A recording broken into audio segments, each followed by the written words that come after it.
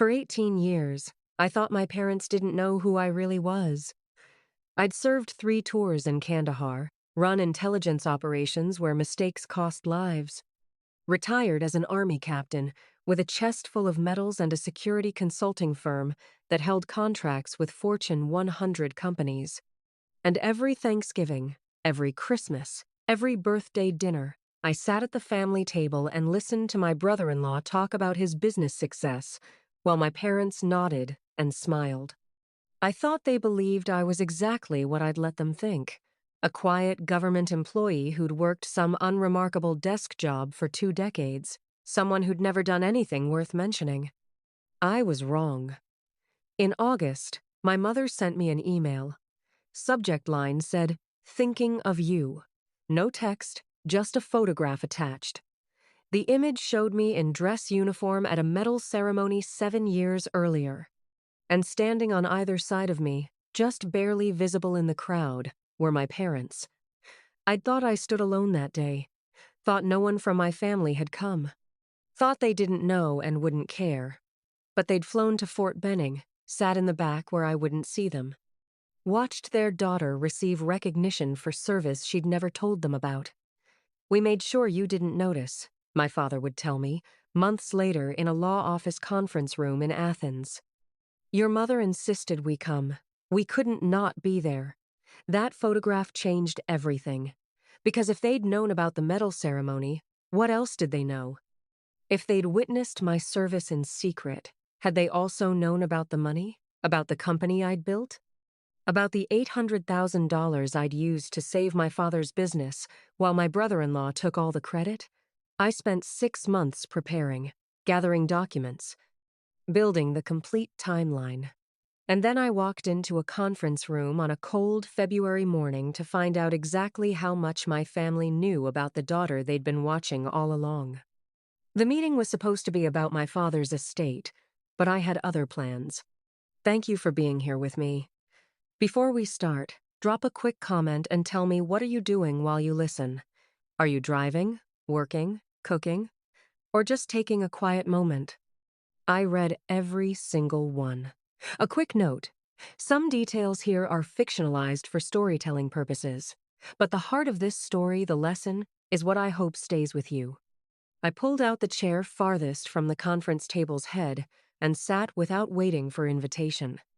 The charcoal blazer I'd chosen that morning cost more than my brother-in-law realized, but that had always been the point.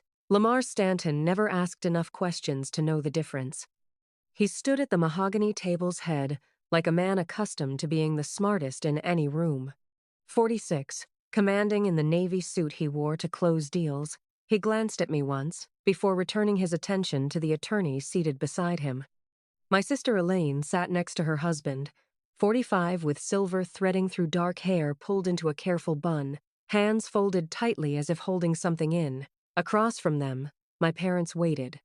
Frank Gallagher, 70 with the weathered hands of a man who'd spent decades around machinery, watched his son-in-law with quiet patience.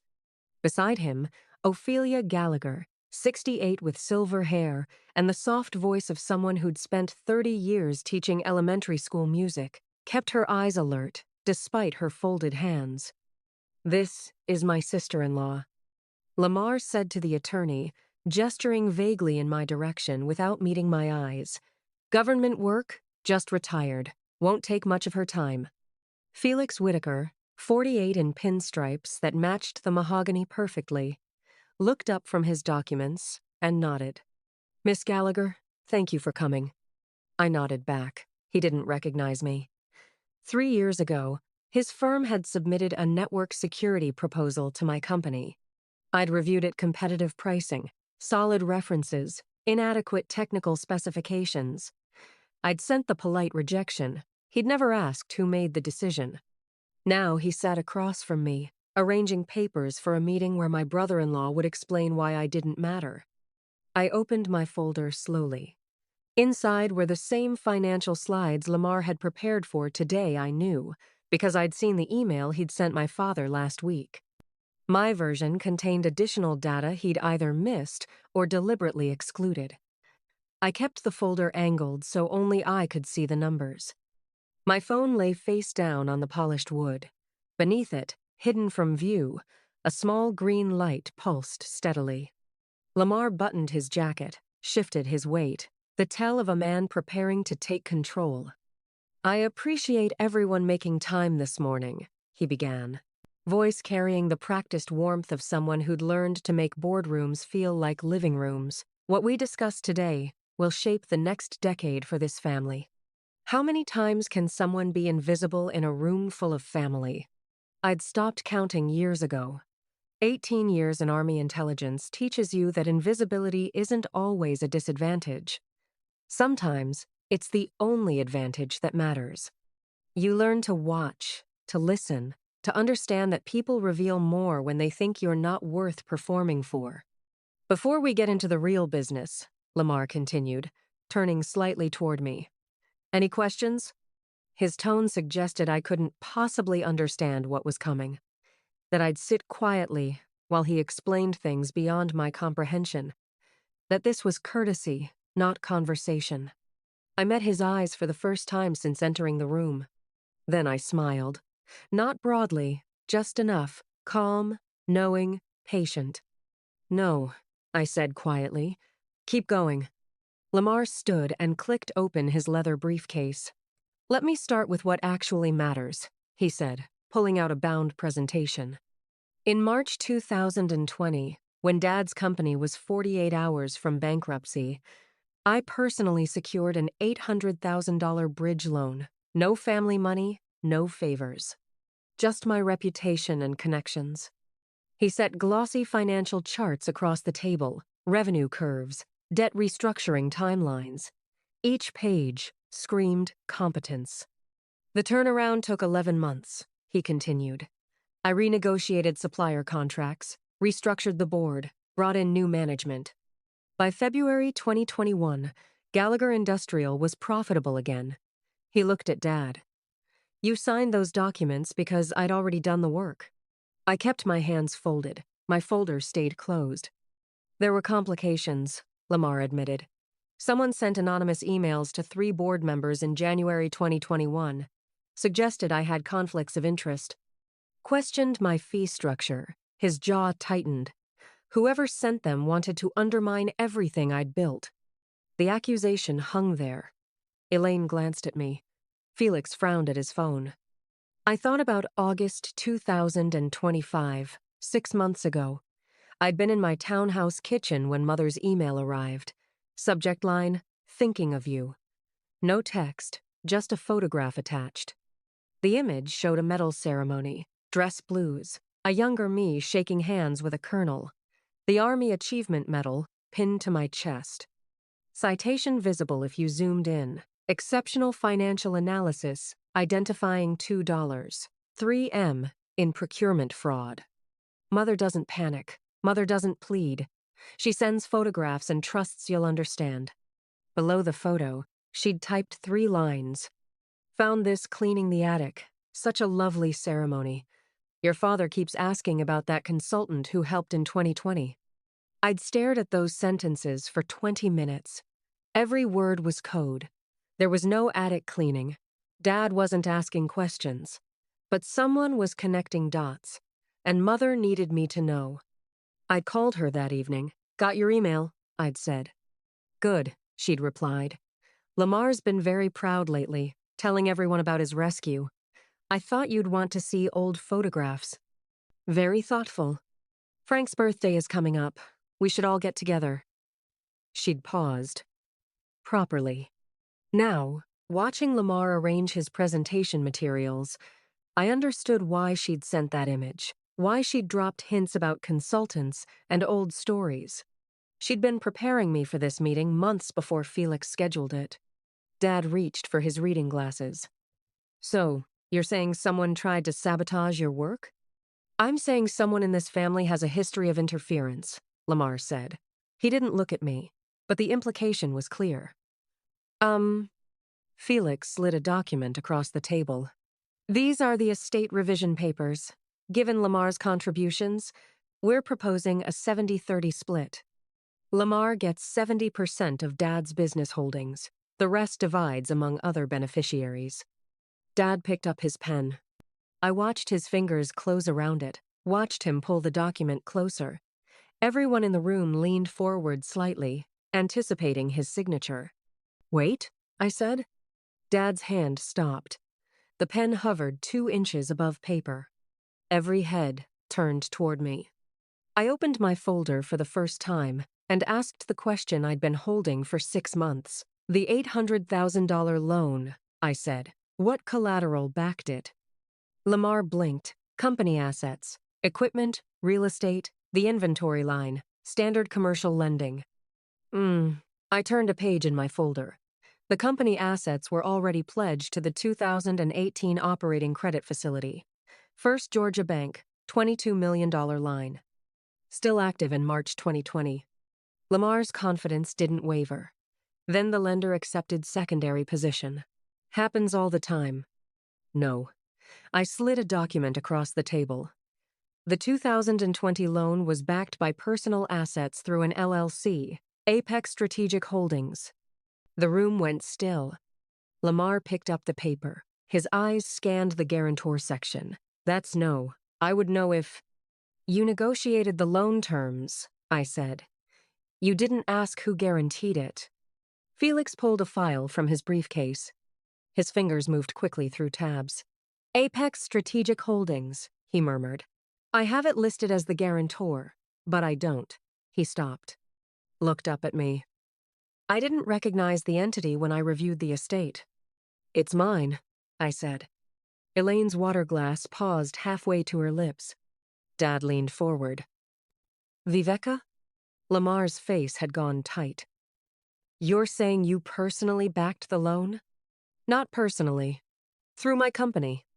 "What company?" His voice climbed half an octave. "You work in data entry." "You don't." "I consult," I said. "Cybersecurity risk assessment, federal contracts, Fortune 500 clients. I've run Apex Strategic since 2018. Felix's pen had stopped moving.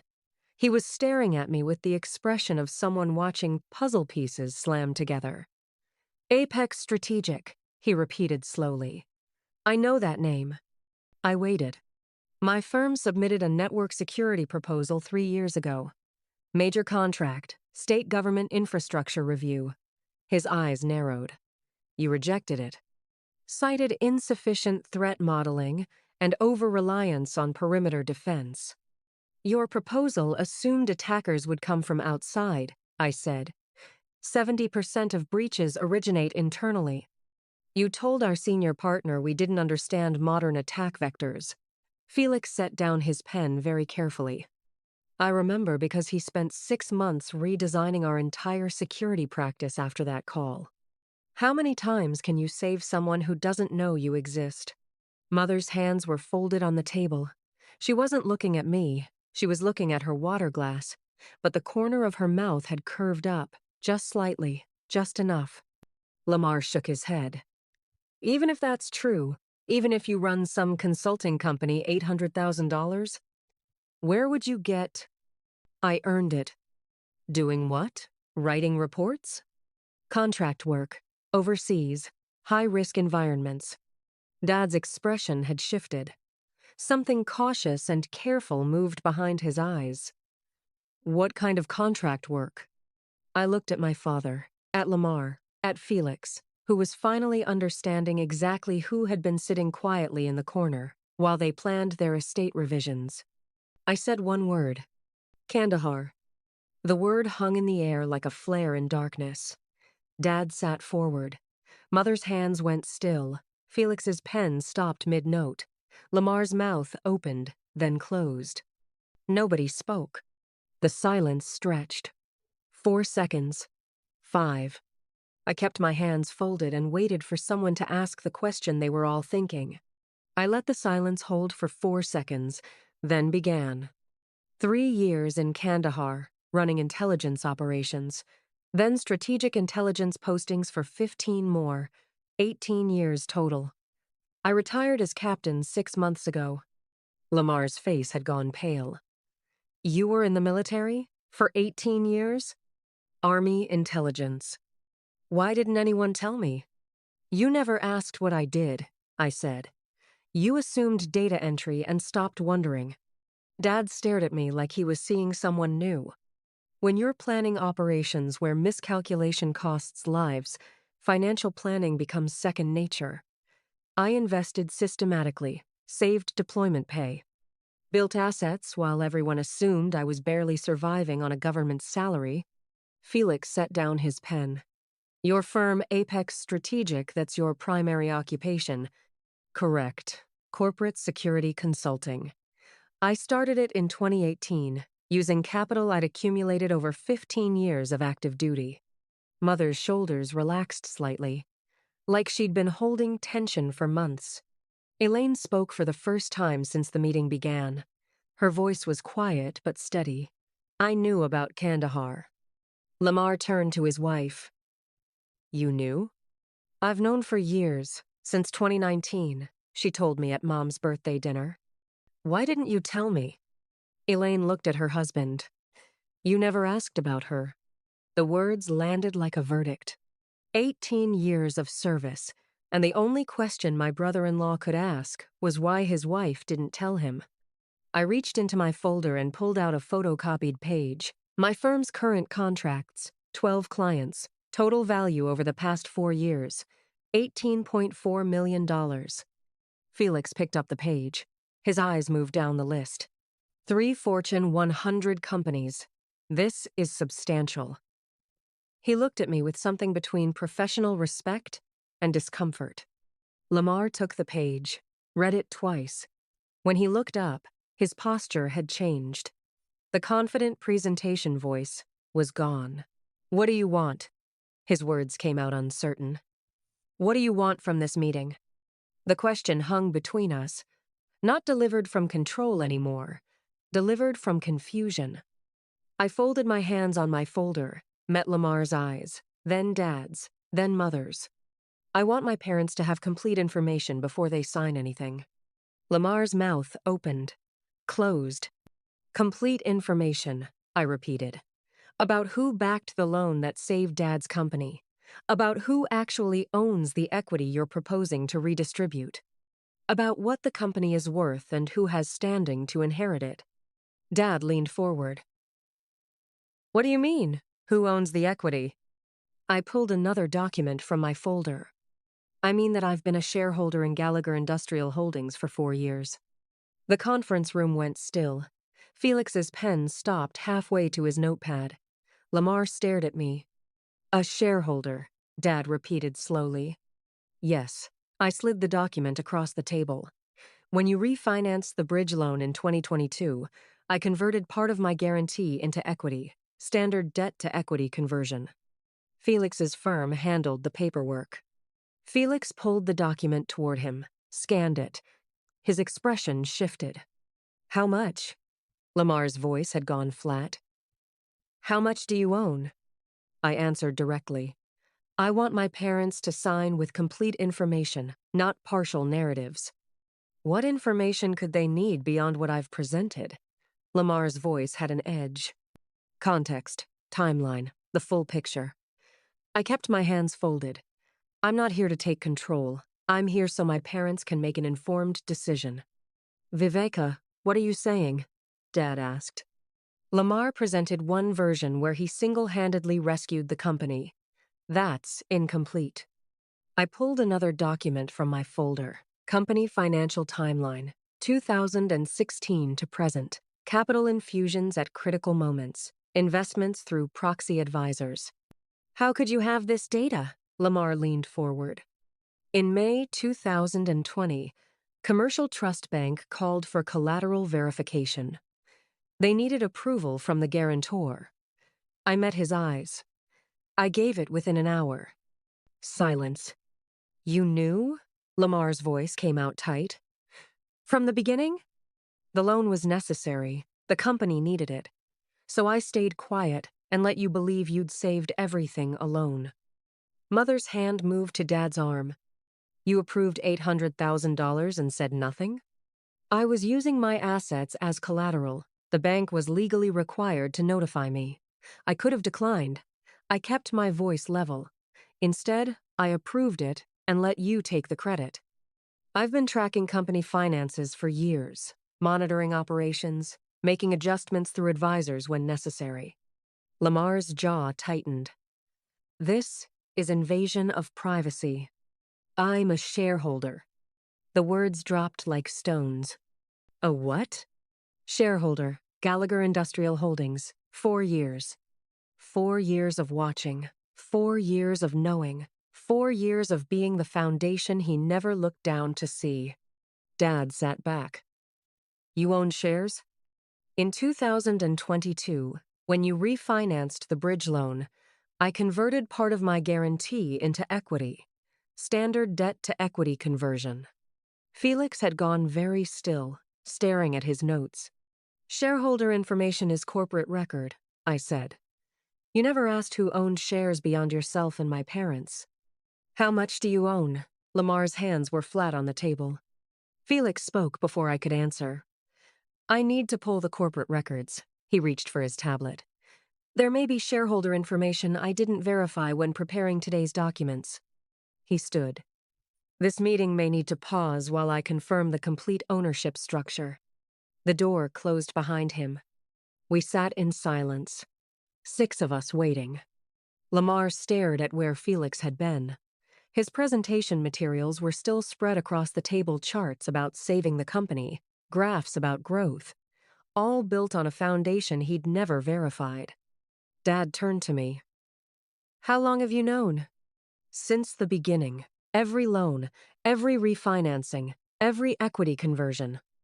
Elaine watched me with an expression I couldn't read. Not surprise, recognition.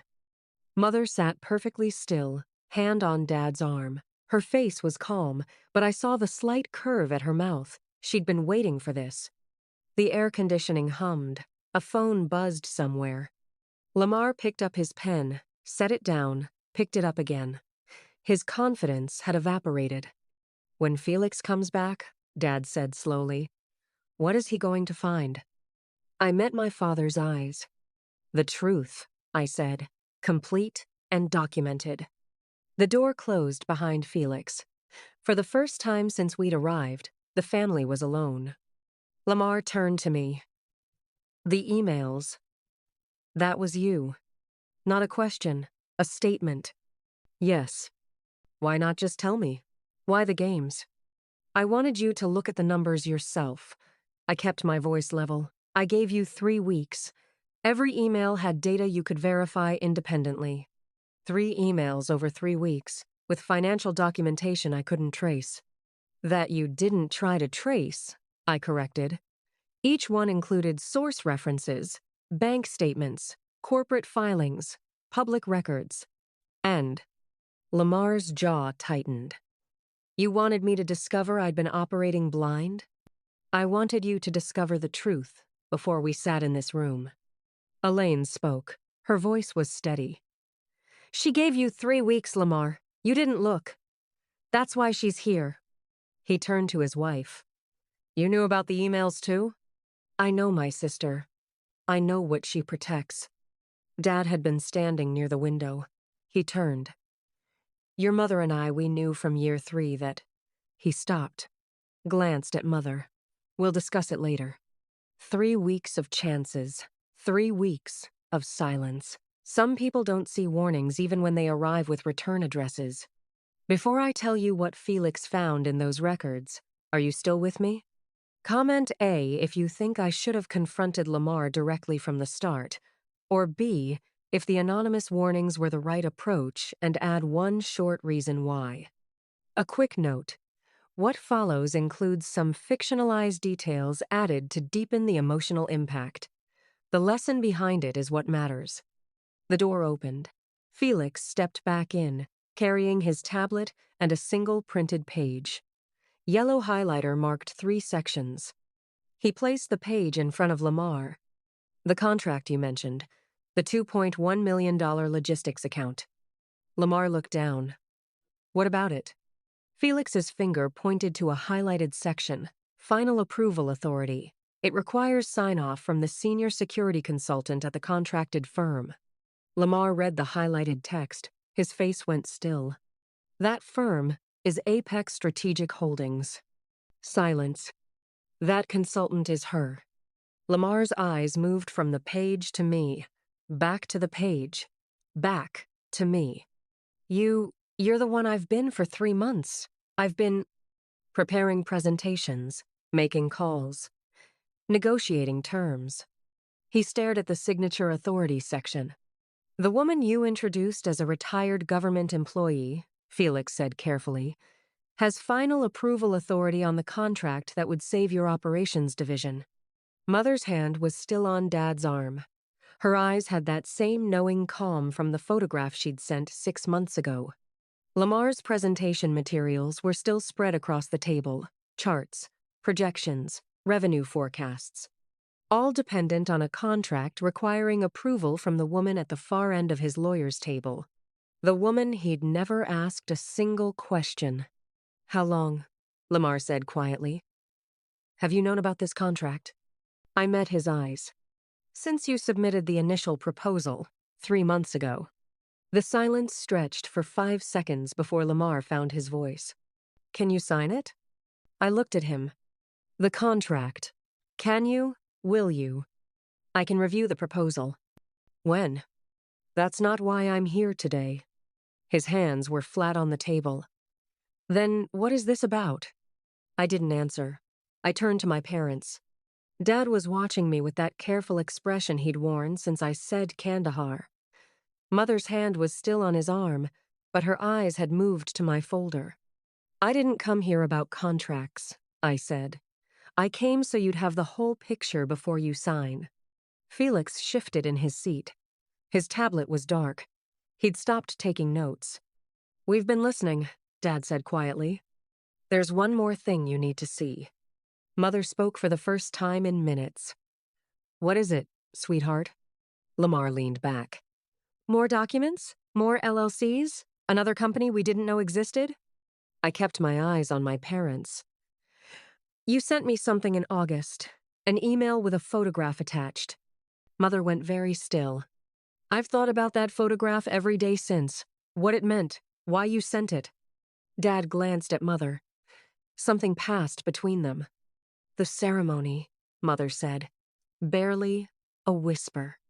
The ceremony, I confirmed. Lamar looked between us. What ceremony? Nobody answered. I reached into my folder, past the financial timelines, past the corporate records, past the shareholder documentation, to the last page. Not a spreadsheet, not legal text, something different. Power isn't about what you can withhold, it's about what you choose to reveal. I placed the page face down on the table and slid it toward my parents. This is why I prepared for 6 months. This is why I sent the emails. This is why I'm sitting here today. Dad's hand moved slowly across the wood. His fingers touched the edge of the page. Not because I want control, not because I want credit, not even because I want acknowledgement. Mother's breath had gone shallow. Because you deserve to make this decision knowing who has been part of your lives, who has been watching, who has been protecting what you built. Lamar started to speak. Elaine touched his arm, and he stopped. The air conditioning hummed. Outside, Athens traffic moved through a normal Friday afternoon. But in this room, everything was about to change. Dad's weathered fingers gripped the corner of the page. I didn't ask you to come, he said slowly. Felix called this meeting. Lamar planned the presentation. But somehow... He paused, looked at Mother. Somehow I think your mother knew this was coming long before any of us did. Mother's eyes were bright. Turn it over, Frank, she said quietly. Dad's hand hesitated for just a moment. Then he turned the page. I watched his face as recognition arrived. Watched his expression shift from confusion to understanding.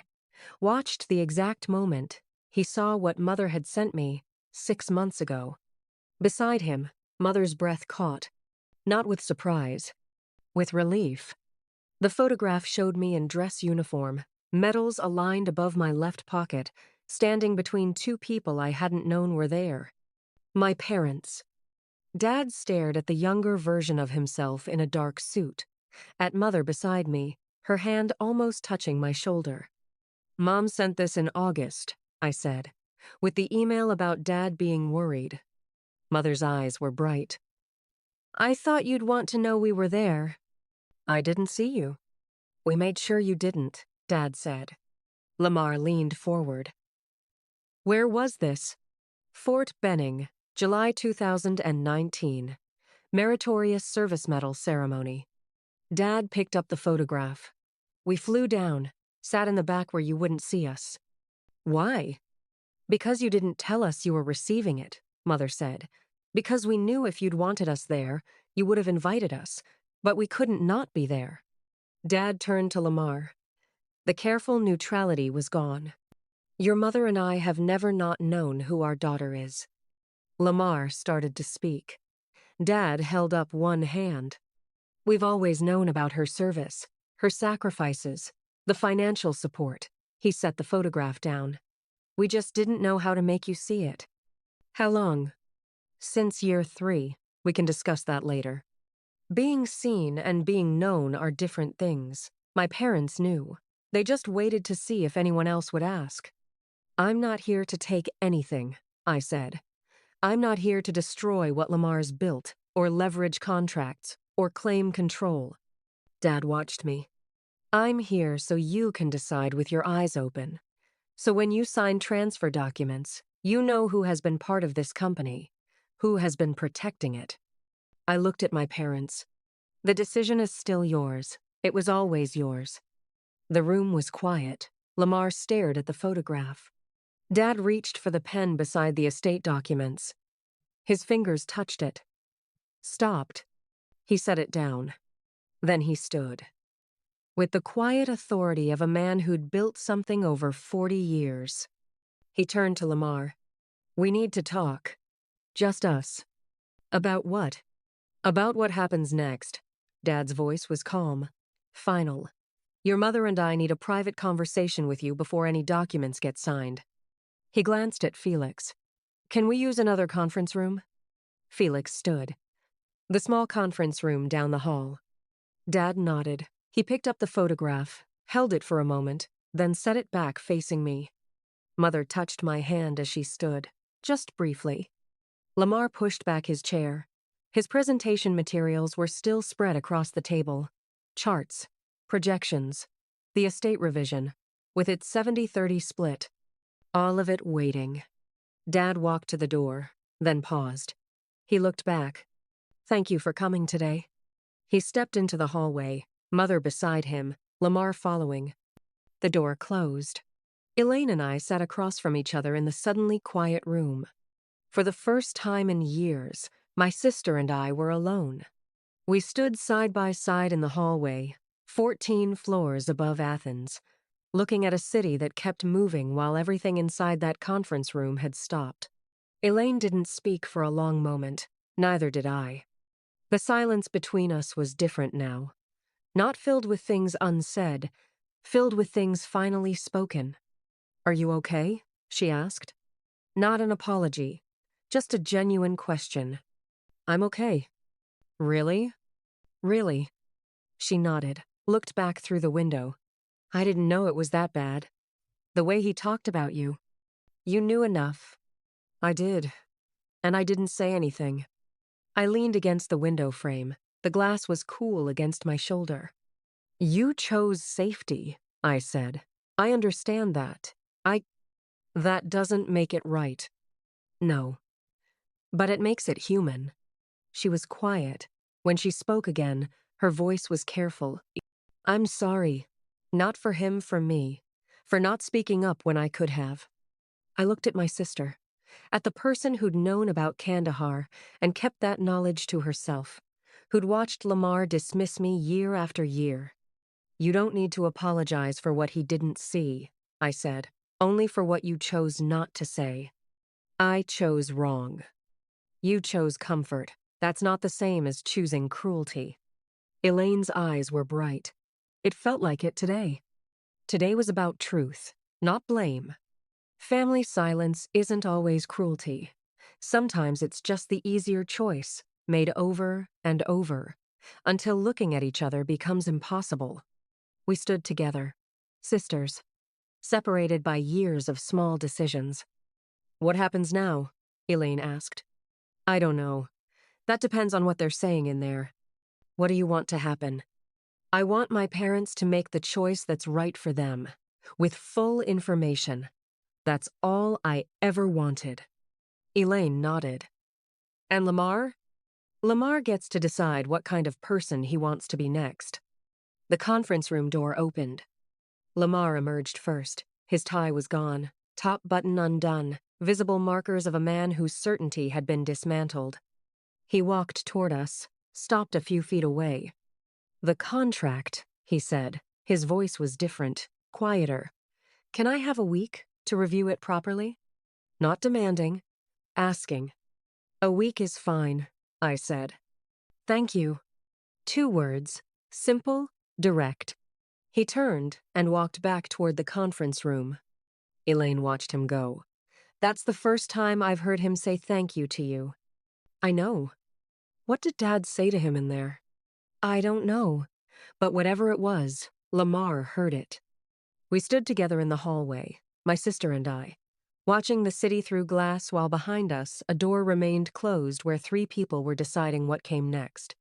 For the first time in years, I didn't need to know the outcome immediately. I could wait. The February afternoon was brighter than it had been when I walked into that building, though only 2 hours and 54 minutes had passed. I stood on the sidewalk outside Whitaker and Associates while Athens moved around me. People passed with coffee cups. Traffic flowed through intersections. The city breathed without knowledge of what had transpired 14 floors up. I pulled out my phone and called the number I'd been avoiding all morning. My business partner answered on the second ring. "Well?" Quote, "It's done. How do you feel?" I watched a woman push a stroller past me, talking on her phone about grocery lists and dinner plans. Normal life continuing. "Lighter," I said. "Not because I won anything. Because I said what needed saying." "What happens next?" "I wait. And that's okay." She laughed. The sound was warm. "6 months ago, you wouldn't have said that. 6 months ago, I didn't know if they'd listen. And now?